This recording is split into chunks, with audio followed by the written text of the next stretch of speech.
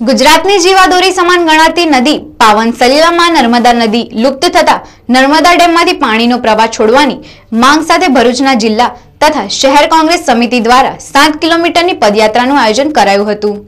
ભરૂચ જિલ્લાની ભાગોળમાંથી વહેતી પાવન સલીલા માં નર્મદા નદીમાં છેલ્લા 5 વર્ષ ઉપરાંતથી સરદાર સરોવર ડેમમાંથી પાણીનો પ્રવાહ છોડવામાં આવતો નથી અને ડેમમાં વધુ દરવાજા ઊભા કરી મોટા પ્રમાણમાં પાણીનો જથ્થો સંગ્રહ કરી અન્ય જિલ્લાઓમાં પહોંચાડવામાં આવતો હોય ત્યારે ઘરના છોકરા ઘંટી ચાટે અને બહારના લોકોને આંટો આપવાથી અહીંયા સાર્થક થઈ રહી છે, કારણ કે ભરૂચ જિલ્લાની પાવન સલીલા માં નર્મદા નદી લુપ્ત થઈ જતા આજે નર્મદા નદીમાંથી લોકો ચાલતા પસાર થઈ રહ્યા છે અને નર્મદામાં જે પાણીનો થોડો ઘણો પ્રવાહ છે તે પણ દરિયાઈ ભરતીનું પાણી હોવાનું જણાઈ રહ્યું છે। નર્મદા નદી નામશ્રેષ્ઠ થઈ જવાના કારણે આજે ખેડૂતો બેરોજગાર થયા, માછીમારોની રોજગારી છીનવાઈ, સંતો મહંતો તથા ભૂદેવોની હાલત કફોડી બની છે ત્યારે સરકારના બહેરાકાને વાત પહોંચાડવા માટે 7 કિલોમીટરની પદયાત્રા કરી નર્મદા બચાવોની માંગ કરી તેમ ભરૂચ જિલ્લા કોંગ્રેસ સમિતિના પ્રમુખ પરિમલસિંહ રાણાએ જણાવ્યું હતું।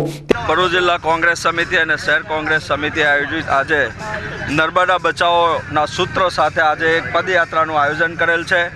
ભરૂચના વેજલપુરથી લઈ માં ગાયત્રી માતાના જાડેશ્વર મંદિર સુધી આજે ભરૂચ જિલ્લા કોંગ્રેસ અને શહેર કોંગ્રેસ સમિતિના તમામ આગેવાન અને કાર્યકર્તાઓએ આજે પદયાત્રાનું કાર્યક્રમ રાખેલો છે।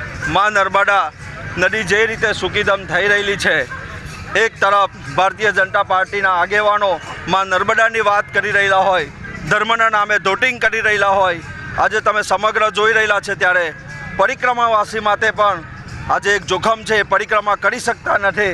આગામી દિવસોમાં નર્મદા જયંતિ જેવા કાર્યક્રમો આવી રહેલા હોય ત્યારે લાખો સંતો આજે દુઃખી છે। ચુંદડી ઉડાડવા જેવા કાર્યક્રમો હોય, દીપ પ્રાગટ્ય જેવા કાર્યક્રમો હોય, આજે થઈ શકતા નથી। ત્યારે આજે પદયાત્રા ગાંધીજીનું આજે નિર્વાણ દિવસ હોય ત્યારે એમને સાચી શ્રદ્ધાંજલિ આપીને આજે ભારતીય જનતા પાર્ટીના આગેવાનોને ભગવાન સદબુદ્ધિ આપે કે નર્મદા જયંતિ પહેલાં નર્મદાની અંદર પાણી છોડવામાં આવે એવી માંગ સાથે આજે ભરૂચ જિલ્લા કોંગ્રેસ સમિતિ પદયાત્રા કરશે। ત્યારે આવનારી 12મી ફેબ્રુઆરી માસમાં નર્મદા જયંતિની ઉજવણી કઈ રીતે કરવી તે એક પ્રશ્ન મૂંઝાઈ રહ્યો છે ત્યારે સંતો મહંતોના આક્રોશ બાદ ભરૂચ શહેર કોંગ્રેસ સમિતિ તથા જિલ્લા કોંગ્રેસ સમિતિએ 7 કિલોમીટરની પદયાત્રાનું આયોજન મહાત્મા ગાંધીજીના નિવારણ દિને મહાત્મા ગાંધીજીને ફુલહાર અર્પણ કરી પદયાત્રા શરૂ કરી હતી। જે કોંગ્રેસની પદયાત્રામાં ખેડૂતો માછીમારો પણ જોડાયા હતા અને પદયાત્રા વેજલપુર બંબાખાનાથી નીકળી મોહમ્મદપુરા એમજી રોડ પાંચબત્તી કસક જાડેશ્વર તુલસીધામ થઈ જાડેશ્વરના વિશ્વ ગાયત્રી મંદિર ખાતે પહોંચી હતી, જ્યાં નર્મદા નદીના ઘાટ ઉપર સ્થાપિત નર્મદા માતાજીને ચુંદડી દૂધનો અભિષેક કરી નર્મદા નદી બચાવો મુદ્દે પ્રાર્થનાઓ કરી હતી। ઇન ભરૂચ ચેનલનું જે નર્મદા અભિયાન ચાલી રહ્યું છે આજથી, એટલે કે આજે ગાંધી નિવારણ દિન હતો અને આજથી કોંગ્રેસની જિલ્લા સમિતિ શહેર સમિતિએ આજથી આંદોલનના શ્રી ગણેશ કરેલા છે। વેજલપુરથી ગાયત્રી મંદિર સુધી તેઓની પદયાત્રા આવી પહોંચી છે અને આ એ ઘાટ છે જે ગાયત્રી મંદિર, જ્યાં 1.25 લાખ દીવડાની આરતી, 1.25 મણ દૂધનો અભિષેક અને અહીંયા 108 નૌકા વિહારની એક ભજન મંડળી સાથે, જ્યાં આપણો ભાડભૂત નજીક નર્મદા અને જે દરિયો જે સંગમ સ્થળ છે ત્યાં જાય છે, પરંતુ એ આ વખતે થવાનું નથી। આપણા જે મંદિરના મહંત છે શ્રી શ્રી શ્રી 1008 અલગગીરી મહારાજે આજે સ્પષ્ટ જણાવી દીધું હતું કે જે 21 વર્ષથી જે ઉજવણી થતી હતી, જે 108 નૌકા વિહારની જે ભજન મંડળી સાથે જે યાત્રા જતી હતી, એ આ વખતે નથી જવાની અને લગભગ આવનારા સમયમાં જે નિવસ્ત્ર સાધુ સંતો છે તેઓ પણ ટૂંક સમયમાં અહીંયા આંદોલન પર ઉતરવાના છે, સરકાર સામે બાયો ચડાવવાના છે, સંતો મહંતો ચડાવવાના છે। ત્યારે આપણી સાથે અહીંયા કેટલાક જે પદયાત્રા લઈને આવેલા છે કોંગ્રેસના શહેર કોંગ્રેસ સમિતિ, જિલ્લા કોંગ્રેસ સમિતિ, સૌપ્રથમ આપણે જાણીએ તો આપણા પરિમલસિંહ રાણા છે, જિલ્લા પ્રમુખ છે। તમારે હાલમાં જે નર્મદા જયંતિ છે ફેબ્રુઆરી માસમાં સંતો મહંતોની માંગણી છે, શું માનવું છે તમારે આજે પદયાત્રા 7 કિલોમીટરની લઈને અહીંયા આવવું પડ્યું છે? જે રીતે ભારતીય જનતા પાર્ટીના શાસનમાં આજે નર્મદા નદી સૂકી છે, લાખો પરિક્રમાવાસી અહીં પરિક્રમા પણ કરી રહેલા હોય, આગામી દિવસોમાં નર્મદા જયંતિ આવી રહેલી હોય ત્યારે દીપ પ્રાગટ્ય પણ ના થવાનું હોય, ચુંદડી ઉડાડ જેવા પ્રોગ્રામો પણ ના થઈ શકે, ત્યારે આ ભારતીય જનતા પાર્ટીના વહીવટને અમે સખ્ત શબ્દોમાં વખોડીએ છીએ। આપણી સાથે શહેર પ્રમુખ પણ છે. આજે આપણે ઘાટ પર ઊભા છે. નર્મદા નદી છે અને એ પાણી રાજસ્થાન સુધી પહોંચ્યું, છતાંય રાજસ્થાનમાં સરકાર પડી ગઈ છે. ત્યારે આપણે શહેર પ્રમુખ પાસેથી જાણીએ શું માનવું છે કે આપણી પાવન સલીલામાં નર્મદાનું પાણી છેક રાજસ્થાન સુધી પહોંચ્યું, છતાંય સરકાર ત્યાં પડી ભાંગી. તો આપણું તો આ ગુજરાત છે, શું લાગે છે લોકસભાની ચૂંટણીમાં? લોકસભાની ચૂંટણીમાં એવું લાગે છે કે કોંગ્રેસ જ્વલનસિંહ વિજય પામશે અને માં નર્મદાનો આશીર્વાદ કોંગ્રેસ જોડે રહેશે. કારણ કે આ નદી જે એમ કહેવાય પુરાણોથી પુરાણો મતલબ ઘણા વર્ષોથી ચાલી આવી છે અને આ રૌદ્રી સ્વરૂપ કહેવાય છે. તો એ નદી જે આટલી ભરૂચમાં વિશાળકાય હતી તે અત્યારે આપ જોઈ શકો છો કે માત્ર તમે ચાલીને ઓળંગી શકો છો. તો ભાજપના જે સત્તાધીશો જે ઊંઘી રહ્યા છે એમને આ સંતોનો અને માં નર્મદાનો હું માનું છું કે ભાઈ એમને કદાચ શ્રાપ પણ લાગશે કે ભાઈ તમે આ સૂકી નદીને તમે વહેતી કરો.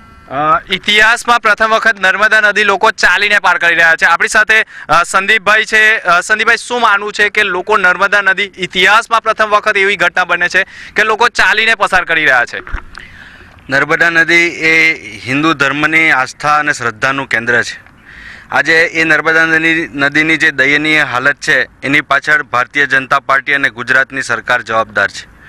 માત્ર નર્મદાના નામે, સરદાર સરોવર ડેમના નામે રાજકારણ કરીને લોકોને ભ્રમિત કરવાનું કામ આ ભારતીય જનતા પાર્ટીની સરકાર કરી રહેલી છે. ત્યારે ભરૂચ જિલ્લો અને સમગ્ર જે ડાઉન સ્ટ્રીમ છે 150 કિલોમીટરનો કેવડિયાથી લઈને ભાડભૂત દહેજ સુધીનો જે એરિયા છે અને કિનારાના જે ગામો છે એ તમામ લોકો આનાથી દુઃખી છે, અસંતોષ છે અને લોકસભાની ચૂંટણીની અંદર આનું પરિણામ ભારતીય જનતા પાર્ટીને ભોગવવું પડશે. આ કોઠીવાલા છે.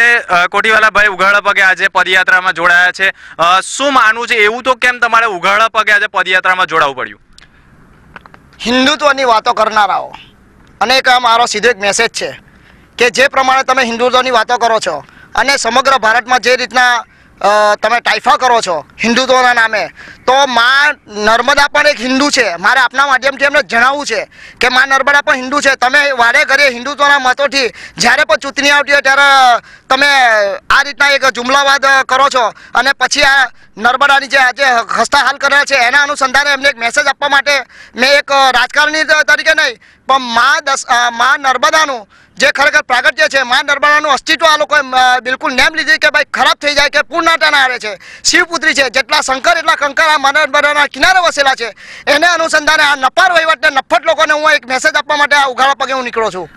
આપણી સાથે નાજુભાઈ છે. નાજુભાઈ, માત્ર હિન્દુ ધર્મ જ નહીં પણ મુસ્લિમ ધર્મમાં પણ જ્યારે તાજ્ય વિસર્જન કરવાનું હતું તો લોકોએ આખી રાત જાગવું પડ્યું હતું, ભરતીના પાણીની રાહ જોવી પડી હતી. શું માનવું છે તમારું? માં નર્મદાના દર્શન માત્રથી જ લોકોને પાવન થતા હોય છે એવી એક જૂની માન્યતા છે અને લોકોની આસ્થા પણ છે. ત્યારે માં નર્મદાના અંદર પાણી છોડવામાં આવે એવી દરેક ધર્મના લોકોની લાગણી રહી છે. આજે કોંગ્રેસ સમિતિ જ્યારે આ પદયાત્રા લઈને નીકળી છે ત્યારે અમારી લોકોની માંગણી છે અને પ્રજાની ભરૂચ જિલ્લાની નહીં પરંતુ ગુજરાત અને દેશના ઘણા બધા વિસ્તારો છે કે જ્યાંની માન્યતા છે, MP છે, રાજસ્થાન છે, એ લોકોની માન્યતા છે કે આ નર્મદા નદીના અંદર પાણી છોડવામાં આવે. કારણ કે આના અંદર લોકો પદયાત્રા કરતા હોય છે, લોકો સ્નાન કરતા હોય છે અને એના માત્રથી જ એ લોકો ધન્ય અનુભવતા હોય છે. તો અમારી દરેક સમાજના લોકોની એવી લાગણી છે કે માં નર્મદામાં વહેલામાં વહેલી તકે પાણી છોડવામાં આવે. આપણી સાથે રાજેન્દ્રસિંહ રાણા છે. રાજેન્દ્રસિંહ રાણા, હાલમાં ખેડૂતોની હાલત દયનીય છે, માછીમારોની હાલત દયનીય છે, ખાડ પર થઈ ગયો છે, કબીરવડમાં બોટ નથી ચાલી શકતી. શું માનવું છે તમારું કે આની અસર આગામી લોકસભામાં કેવી હશે? આજે જિલ્લા અને શહેર કોંગ્રેસ સમિતિના આગેવાનોએ મત માટે નહીં, ચૂંટણી આવે છે એટલા માટે નહીં, પણ ભરૂચની ખેડૂતોની જે આ નર્મદા નદીમાં પાણી નહીં છોડવા માટે જે ખેતરોમાં ખારાશ ખેતીમાં આવી ગયેલી છે, માછીમારોને બેરોજગાર બની ગયા છે. આજે ભરૂચમાં ખોબે ને ખોબે ભારતીય જનતા પાર્ટીને પ્રજાએ મત આપેલા છે. ત્યારે ભારતીય જનતા પાર્ટીના ચૂંટેલો એક પણ પ્રતિનિધિ CM કક્ષાએ રજૂઆત કરવા પણ તૈયાર નથી. ત્યારે આજે ભરૂચમાં 2 વર્ષ પછીનું શું પ્લાનિંગ? આ ભરૂચની પ્રજાને પીવા માટેનું ખારું પાણી પીવું પડશે એવી દયનીય હાલત થઈ રહેલી છે. એ જગાડવા માટે આ ભારતીય જનતા પાર્ટીના આગેવાનો સૂતેલા છે. આ ભરૂચની પ્રજાને પીવાનું પાણી, ખેડૂતોની દયનીય હાલત, મારા માછીમારો આજે મજૂરી ઘર કામ કરવા, ખેત મજૂર કરવા તૈયાર થઈ ગયા છે. એ દયનીય હાલતમાં ભારતીય જનતા પાર્ટીના કુંભકર્ણના આગેવાનો, આ ધારાસભ્ય સૂતેલા છે, એમને જગાડવા માટેની આ રેલી છે. કહેવાય છે ત્યાં સુધી જનોરથી નિકોળા સુધી જે નદીનો પટ્ટો છે એમાં લગભગ 5 થી 7 કંપનીઓએ અડ્ડો જમાવી લીધો છે, પાણી ખેંચી રહી છે, પરંતુ એ કંપની તો એવી છે કે ખારું પાણી પણ ખેંચી રહી છે. આપણી સાથે અરવિંદભાઈ છે. અરવિંદભાઈ, શું માનવું છે તમારું? ઉદ્યોગપતિઓની સરકાર છે આ કે પછી ખેડૂતોની સરકાર છે? 100% ઉદ્યોગપતિની સરકાર છે, ન તો ખેડૂતોની સરકાર છે. લોકોની પવિત્ર ધાર્મિક લાગણી ઉપર તો કુઠારાઘાત આ સરકારે કરેલો જ છે, પણ હું શ્રમજીવીઓની વાત કરવા માગું છું. અહીંયા માછીમાર ભાઈઓ, અહીંયા ખેત મજૂરો, એઓ પણ આ નર્મદાના અંદરથી માછીમારી કરીને બીજું પૂરક રોજી મેળવતા હતા, તેઓ પણ દયનીય હાલતમાં આવી ગયા છે. આ તો આજે ગુજરાતમાં લગભગ એટલે ભરૂચ જિલ્લામાં નર્મદા નદીના પટ ઉપર લોકો આવેલા છે.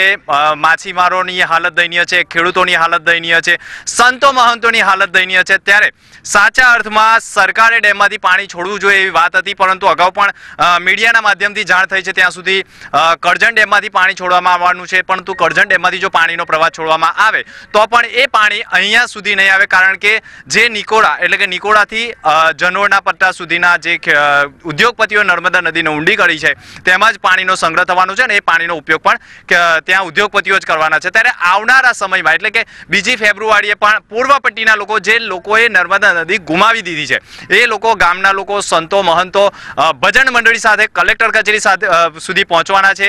કલેક્ટરને સાડી ચુંદડી અર્પણ કરવાના છે, શ્રીફળ અર્પણ કરવાના છે અને એ સમગ્ર સામગ્રી આપણા પ્રધાનમંત્રી વડાપ્રધાન નરેન્દ્રભાઈ મોદી કે જેઓએ અગાઉ નર્મદા નદી જીવંત રહે એના માટે એક પૂજા અર્ચના કરી હતી, એક હિન્દુત્વની વાત કરી હતી. ત્યારે આવનાર સમયમાં જે ફેબ્રુઆરી માસમાં નર્મદા જયંતિ ઉજવવાના છે, નર્મદા જયંતિ કઈ રીતે ઉજવવી એને લઈને સમગ્ર ભરૂચ જિલ્લો આજે આંદોલનના મોડમાં આવી ગયો છે. ત્યારે 2 ફેબ્રુઆરીએ પૂર્વ પટ્ટીના ગ્રામજનોનું આંદોલન કેવું હશે તે જોવું રહ્યું. કેમેરામેન કેતન રાણા સાથે દિનેશ મકવાણા, સમાચાર ઇન ભરૂચ.